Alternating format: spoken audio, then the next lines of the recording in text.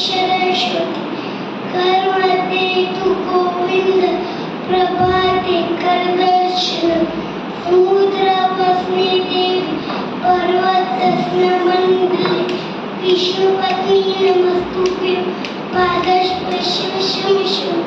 और दूसरा है, जब हम बाहर जाते वक्त भगवान जी से प्रे करते हैं हमारी यात्रा अच्छी रहे, उसका विवादे विषादे प्रमादे प्रवासे चले चांदनी पर वते सत्युमते अरण्ये शरण्ये सदा मां कृपाय तिस्पंग तिस्पंगमिका भवान तिस्पंग तिस्पंगमिका भवान। और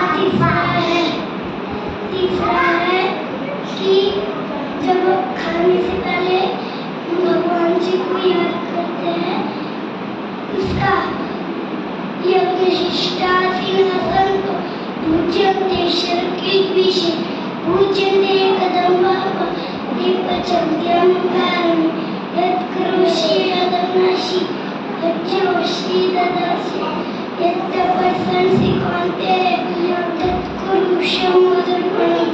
हम विश्वामित्रबुद्धो प्राणिनन्दमाच आनकानसमायुक्तो जन्मं चतुर्भुजो ओम सदाशिवो ओम सर्वभूतो खड्गज्येष्ठो नमस्ते ओम विश्व ओम शांति शांति।